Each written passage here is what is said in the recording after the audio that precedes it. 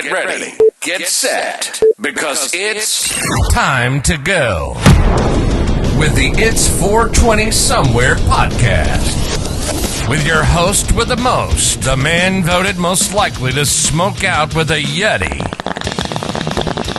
Mr. Brian Brown. Mr. Brian Brown. Now sit back and relax, because it's time to go live across the world.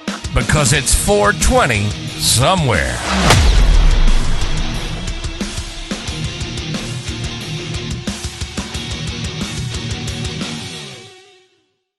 Hey, what's up, guys? Welcome to It's 420 Somewhere podcast. I'm Brian Brown.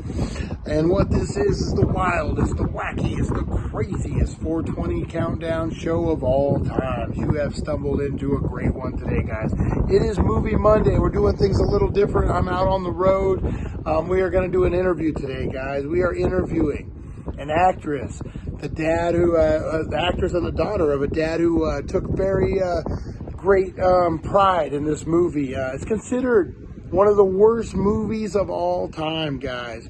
Manos, Hands of Fate. And what this is, this got re-energized through Mystery Science Theater 3000. This is more of an audio interview, guys. The video is a little rough. Her lighting was rough. But, man, we talk about the making of the movie, the passion, what goes into a no-budget film, guys. It's a lot of passion. So be prepared, guys. We're going to do a watch party. She's probably going to join us. So, guys, get ready for this great interview. I'm excited. Manos, Hands of Fate, one of the worst movies of all time. Mystery Science Theater 3000 classic. Oh, man. Hey, guys, make sure you're checking out thedailydank.com. We got those wild weekly drops coming. We'll have more regular scheduled broadcasts, guys, as things start settling down a little bit. Join us on the 710 show. It's a really good time, guys. Check us out. All right, we're going to get into it. We will have a 420 break in there, guys, so be prepared for that. All right, we will see you. It's 420 Somewhere. Manos, Hands of Fate interview, guys. Let's check it out. Hey, guys, what's up? I got a great one for you today, guys. You know how we love movies, we love filmmaking, we love behind the scenes stuff, we love low budget, we love no budget, we love high budget, guys. We just love movies and we love stories about movies and you have movie making, and you guys know this. And I got a very, very special guest today, guys. If you guys are big fans of B movies and like Mystery Science Theater 3000 and those type of movies, I'm a big fan. And I've always said you can learn a lot from whatever the movie is. If you guys just put your thinking caps on, you can learn so much filmmaking from everything that you experience. And that's what I think this actress embodies, and just her work and been around for a long time. Not that she's old, I'm not saying that, but she's been around the industry for a minute, guys, and she has a lot to share with us. And I want to give it up, guys, to Jackie Neyman. Did I get that right? Yes. All right, awesome. And you guys probably know her from Manos, The Hands of Fate. That's right, guys. Big Mystery Science Theater movie. I probably kind of emerged it a little bit, but if you guys are big fans of those type of movies, you need to check it out if you haven't already. How are you today?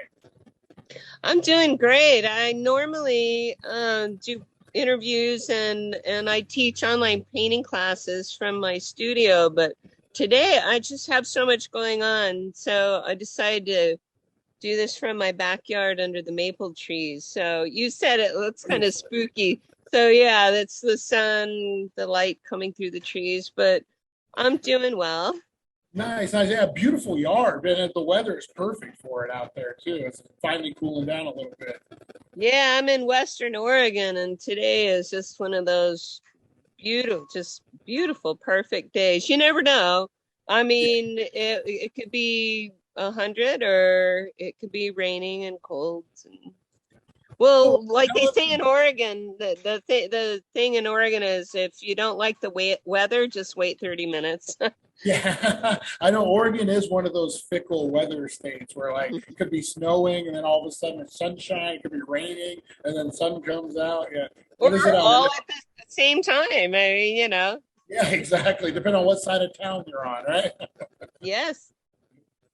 So tell us a little bit about how you broke it. Like, did you always want to be an actress? Did you always want to get into film and that type of thing, or what was the moment that you decided this might be for me?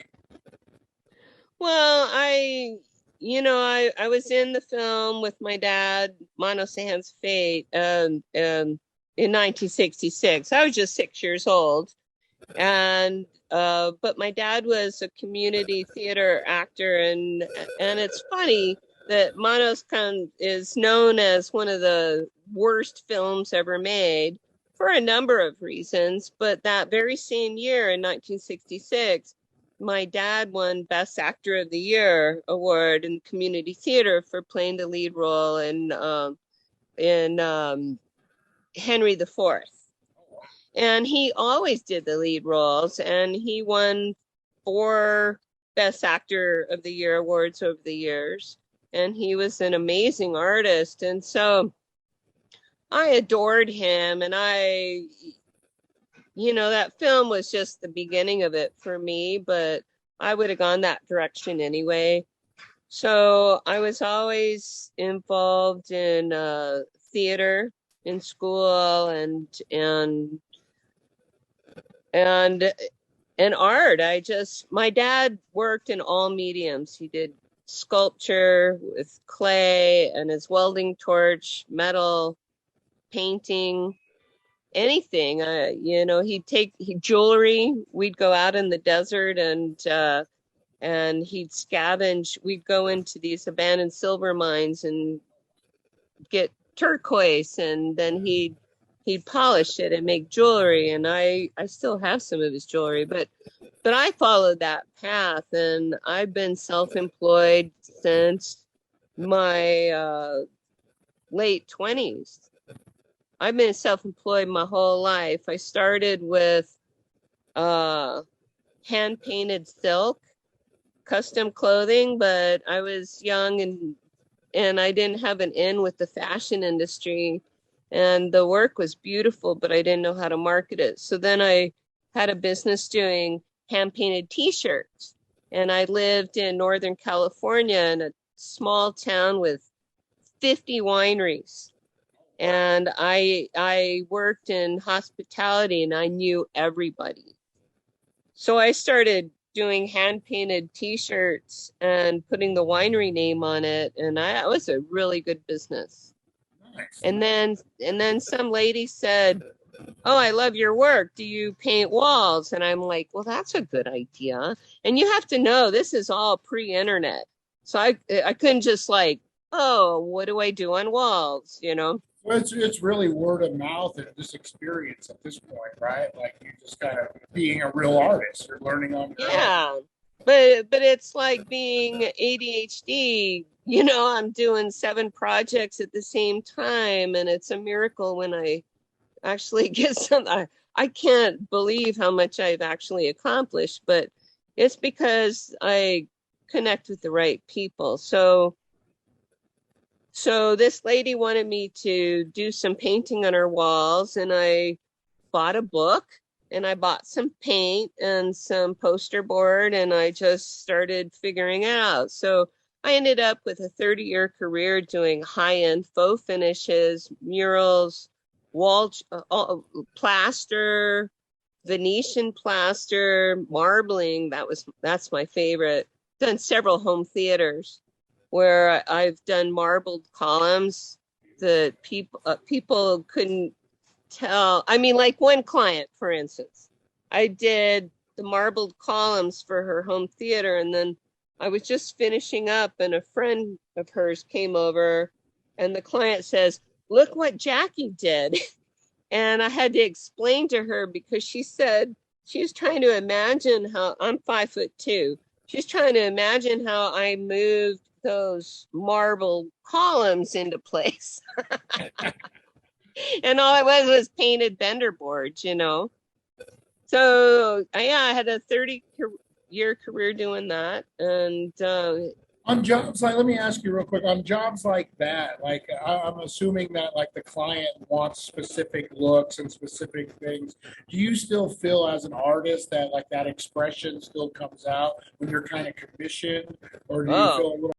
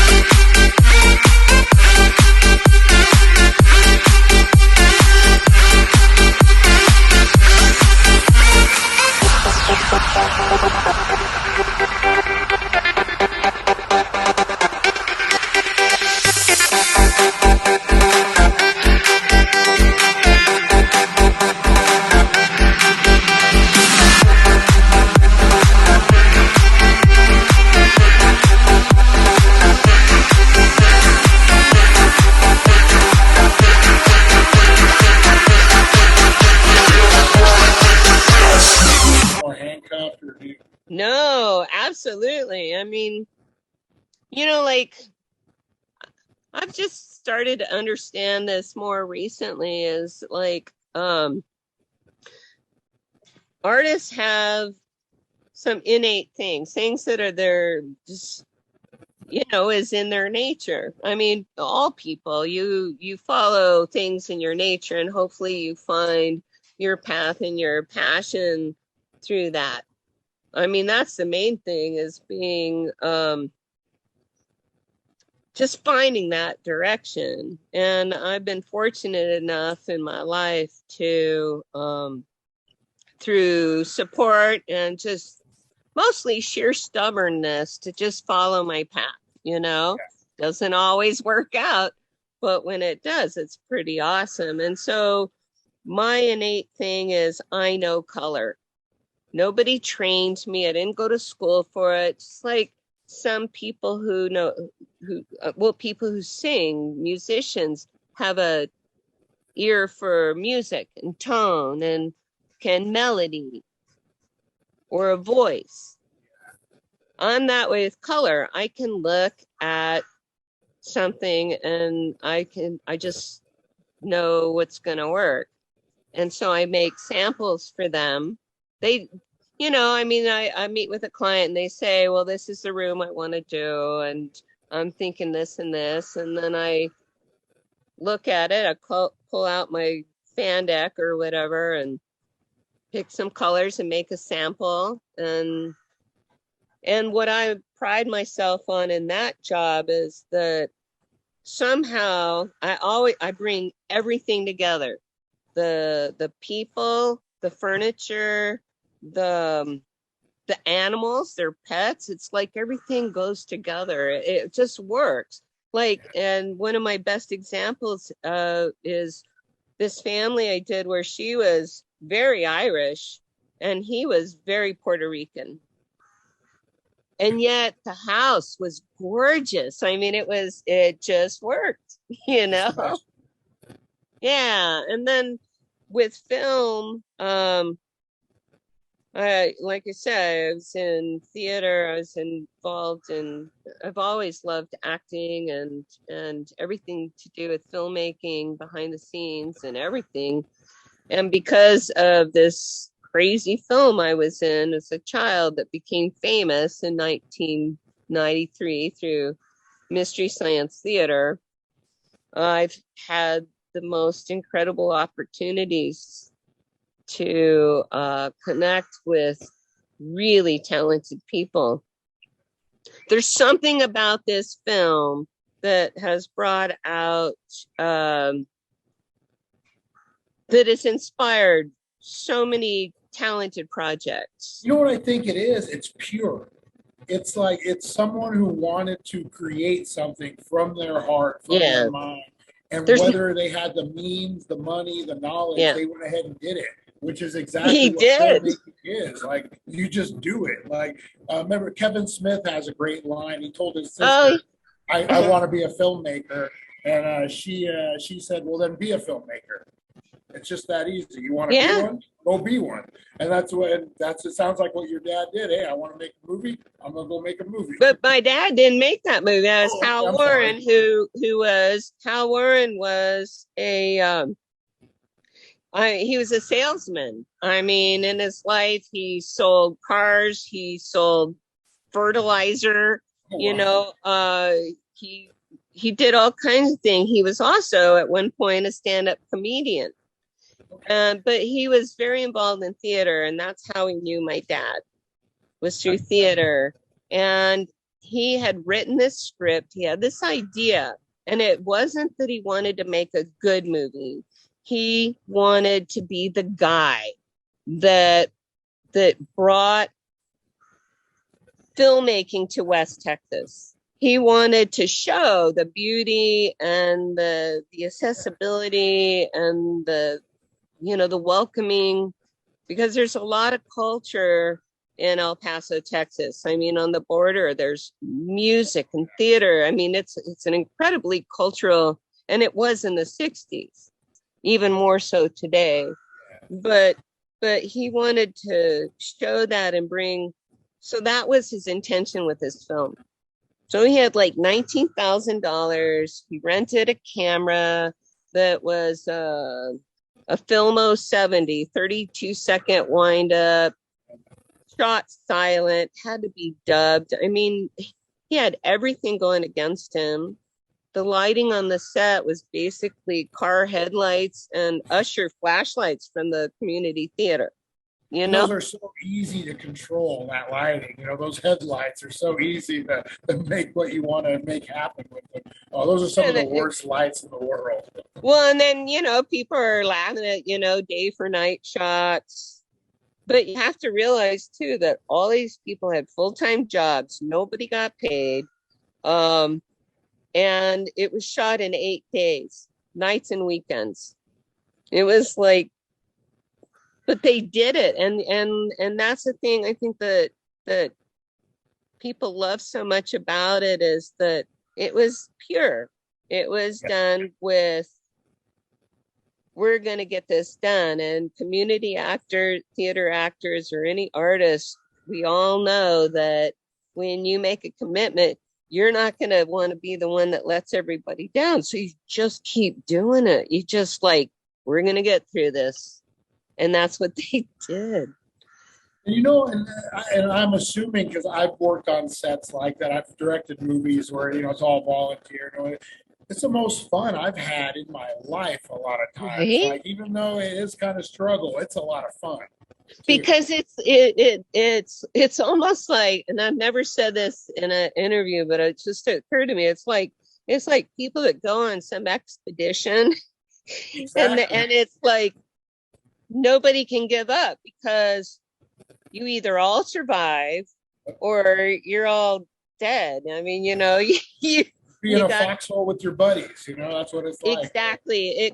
It creates this connection that you don't get in any other way, and it's exhilarating, and it's intoxicating, and it's addictive. And I mean, once you do it, it's hard to stop. I know. I mean, that's one of the reasons artists are so poor, is because they're doing it for the love. Yeah. And it's funny, you started off the conversation with saying that you worked for yourself, from the beginning, and how great that is. I've often said, since I got into filmmaking later on, I was in my 30s. It was something I always wanted to do, but life happens, and then I had an opportunity where I could get into it. But since I went to film school, I've always said I haven't had to work a real job since, which I don't really consider it a real job, because I have fun doing it. I enjoy it. I love it. It's like that saying, if you enjoy what you're doing, you never work a day in your life. That's right. And for me, and like a lot of people, it's, like when you're trying to do your taxes, how much do you make a month? Well, I may make enough in 1 month to float me through the next 3 months so that I can get other work done. And how when you're doing your taxes, how many of those stupid forms because independent contractors, you got to enter them all in by hand. Oh man.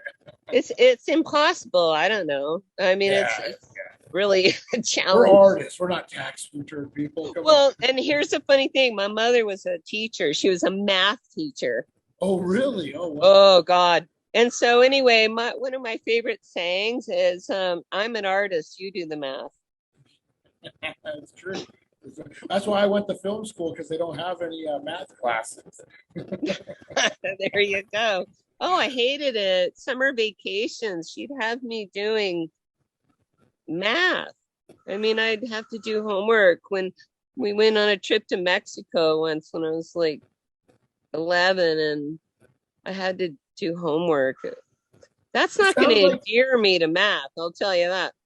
it sounds like your parents were pretty like worldly, like they went like to get out and see things and like they see from more of the few stories you said, it seemed like they were pretty well versed in travel and Well, that kind of stuff. they were not travel so much, but they were liberals in the 60s, and my mother was definitely all for women's rights.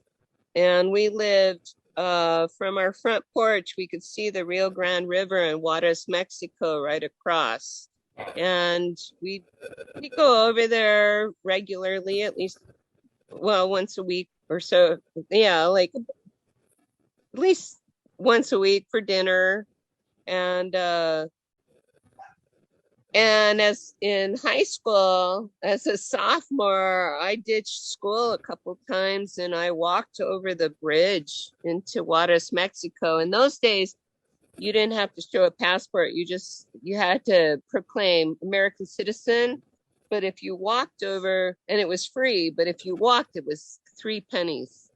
So I don't know why, but yeah, I did school a couple times and walked over and spent the whole day walking around. Can you imagine? Yeah, 11, 12. like yeah, the things that we did as kids, like my kids, I'd be like, "What are you guys crazy? Like, what are you I'm doing?" horrified. If one of my kids or grandkids did something like that, and those are, well, I mean, there's still a lot of women abduction and such, but in those days, man, I was a pretty choice target, I'm blessed. Yeah, just walking around on your own like that too, like man. Yeah. But so my dad was executive director of the South El Paso Boys Club, which was right on the border. And my mother was a teacher, and then she got her master's degree working with homeschooled kids and kids with developmental disabilities. And I mean, my parents were very much for community collaboration. I mean, I remember a lot of times we'd go to the boys club for a family dinner, and there'd be all the moms with all the enchiladas and tamales, and I mean, they could cook. It was great. We lived in a neighborhood where we were the only non-Hispanic family. So yeah, they were worldly in that way. Yeah. So do you think like hearing your stories about your dad and how the artist in him and like just like it sounds almost like whatever he was doing there was some kind of art involved in it, whether it be whatever. Do you think that really like did that influence you a lot seeing your dad like that? Do you think that's the path you took because of that, or do you think it was Absolutely. ingrained?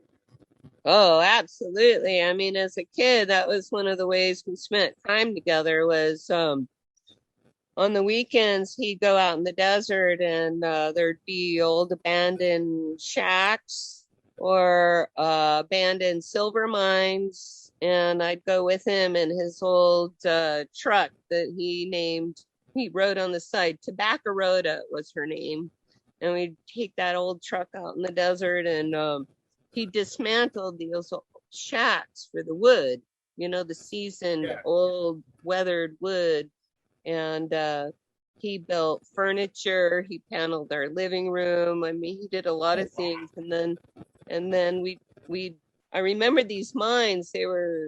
like at just an angle. They weren't like straight down. There's an angle, and it's out in the desert. There are like holes dug, and we go in there and it was cool on a hot day too, and we would just pull out the turquoise that was left, because turquoise and silver go together. These were silver mines. And so we were mostly looking for the turquoise, and I still have a bunch of turquoise that we got. And then he polished it and turned it into jewelry. He had a welding torch. He created things out of metal sculpture, and if you watch Manos, the Hands of Fate, the fire, the cauldron of fire, he made that, and the Torgo hand staff, he made that. And he was a painter, so we had huge paintings in our house. He always worked really big, but the frames were usually some of that recycled wood. So my art is, I'm in Western Oregon, and for years I'd see people with burn piles, and they're throwing, these 100-year-old houses. I live in an area where there's a lot of buildings and houses that are over 100 years old. It's logging communities. Oh, yeah. And so I'd see people throwing away these old doors, or kind of burn them up, or they're against garages, and so I started collecting them, and I didn't want to just be a hoarder. So like, a door with 5 panels, with my skill saw, I cut them into panels, and then with my skills of my faux finish career, I enhanced the crackling, the natural weathering of the wood. And then on the panels, I'll do like a Venetian plaster, and then I do my art on that. So, or old window frames. You'll have to see my art. Do you have a website or anywhere we can check it out at? Yeah, I have on Facebook my one of my pages. I haven't been maintaining lately, but it's where a lot of my work is Jackie's Art, and it's Jackie with an EY.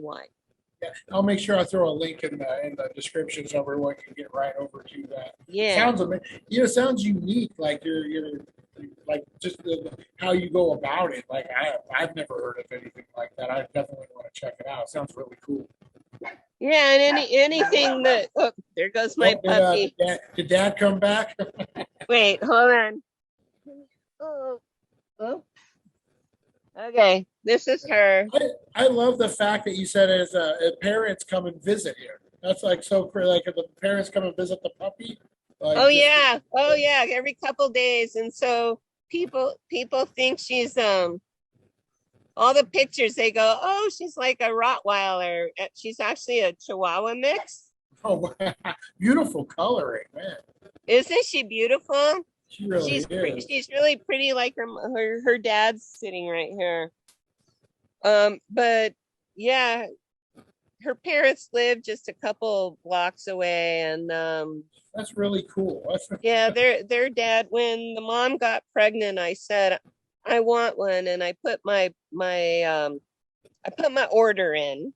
I want a female, and I want her to have those black and tan markings like my original dog from Manos, the Hands of Fate, which was a Doberman. And I'm going to name her Shanka, which is his name. That's awesome. So she's actually Shanka 3, but she's only, today is her 2-month birthday. Oh, happy birthday, Shanka. But she's a feisty little, she's chased the wild turkeys and the deer, and she almost got killed by a big Siamese cat yesterday because she thought she was the boss. Adventures of a Puppy. That's a movie within itself, Yeah. But anyway, so the mama had 3 puppies, only 3 puppies, and only one was a female. and she looked exactly what. So I got my exact order.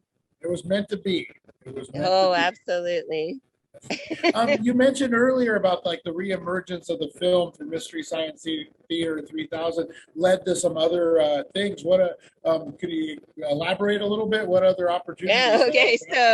So look this up on YouTube is Manos, the Hands of Felt, which is puppet theater. And then there's trading cards. There's Manos trading cards. There's video games. There's a Nintendo style video game. I think there's a another whole community based on this. Hmm?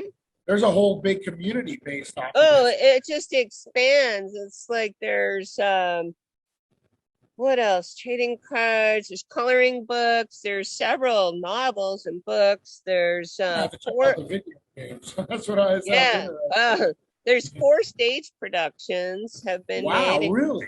And one of them is a rock opera.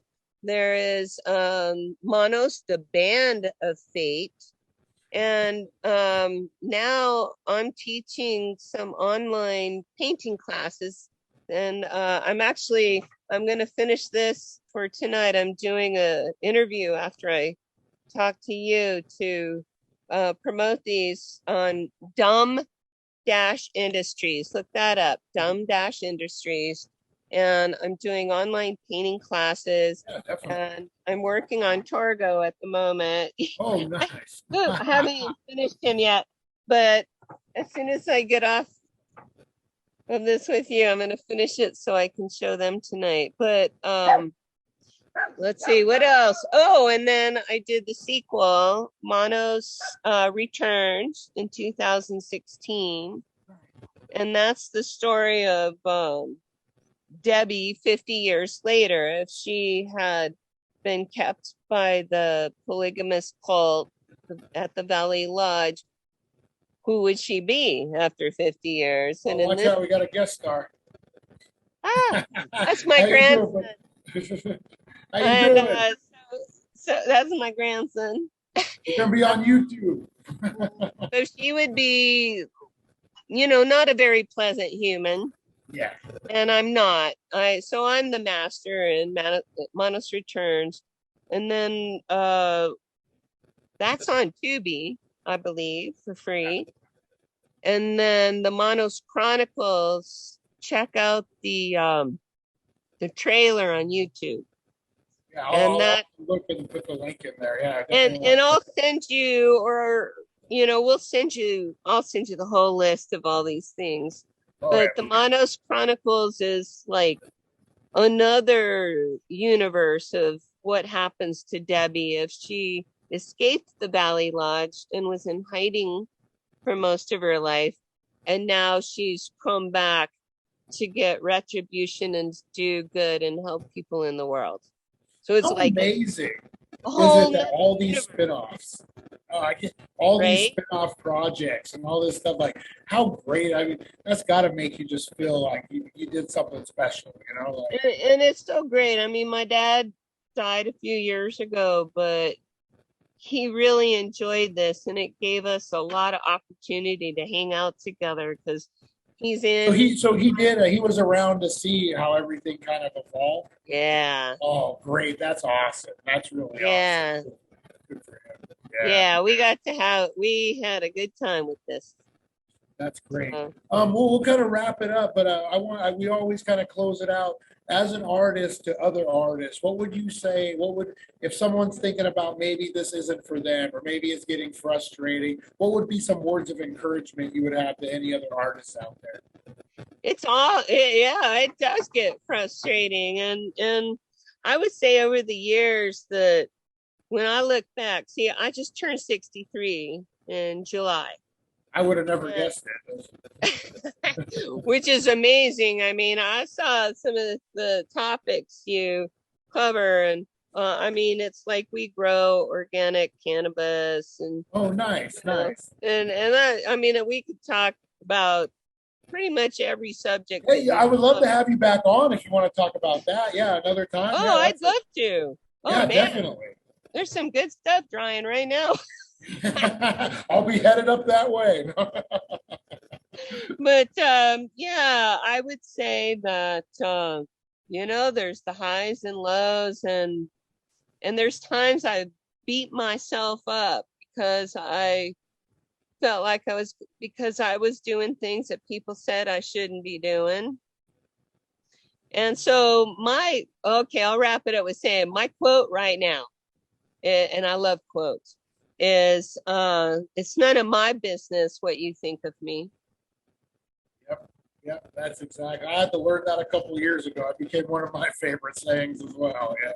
Yeah, you got to follow what your heart is.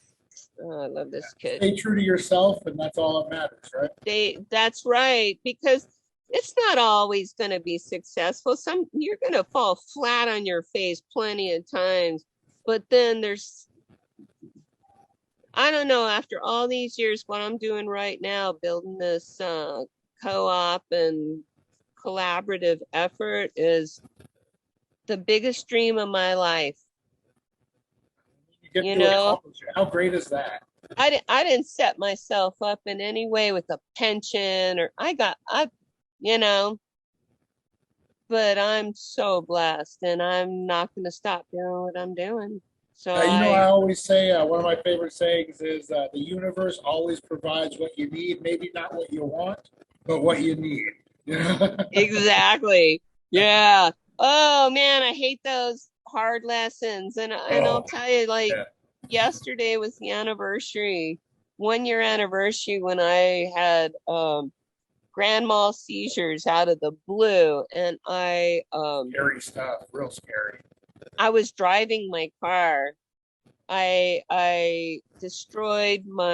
totaled my beautiful Subaru Crosstrek, but I was 15 seconds off of a highway, and all I hit was an embankment and a stop sign, but I broke several bones, and I realized, in hindsight, it was because of stress, because I beat myself up too much. So everything's changing, you got to give yourself a break. You got to be kind to yourself.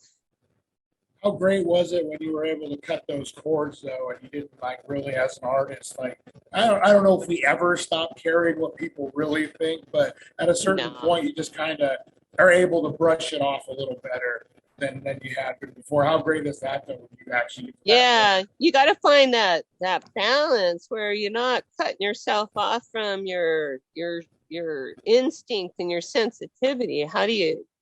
It's a hard line to travel. Yeah. Doesn't have to be. Doesn't have to. Yeah. Just because artists' lives look easy doesn't mean they are, right? From the outside, yeah, but that's what especially with social media these days, we got to make it look easy because we're trying to draw people in. I mean, times are hard enough. People aren't gonna be drawn to you if you're whining, and plus, you do get what you put out there. If you're feeling sorry for yourself, then you're gonna find a reason to feel sorry for yourself. Yeah, that's what I always tell these young actors and filmmakers and stuff of it's real easy, and I've been guilty of it, to go on social media and cry the blues. Oh, they're against me, or I'm not getting the opportunity. But you take the same medium, that social media, and you could get yourself over. You put your short films on social media. You put a video every day, and you will get noticed. So turn that negativity into some positivity, and it works. So you connect with people that are that inspire you, and then you find that you're inspiring them too. It's collaboration. That's exactly. I think that's what artists. That's what it's all about. Collaboration. Yeah. One way or another. Even if you do your own art, you got to collaborate so other people can see it, and that type of thing. So. Definitely. All right, I'll let you get going. I know you got to get painting. Thank you so much, and I'll definitely be reaching out. I want to do the cannabis talk too. Now that you brought that up. Oh yeah. Well, I'll get my my ex-husband on. He's the one that's doing the growing. Yeah, definitely. Yeah, we'll be all about Right that. here. Thank you so much. And hey, guys, check out all her social media, Facebook, and everything will be in the description. And check out Manos, guys. We're going to be doing a watch party next week. So Good. yeah, we're going to watch it all together and then do like a little review. And I'm going to put the interview with you on it too. So it's like we'll have a whole thing. Yeah. Well, send me a link. Maybe I can watch it with you. Yeah, definitely. That would be awesome. Yeah, definitely. I will if I can. All right. Thank you so much. You're welcome. All right. We'll talk to you Good soon. evening. Bye. Thank you. Now, if I can figure out how to do this. Great. All right. All right. Thank you so much. Thanks, Brian. It was a really, really nice talk. Very Yeah, unique. I mean, I do a lot of interviews, and this was really fun. And I would thank love you. to I talk to you appreciate about, that. some of your other subjects.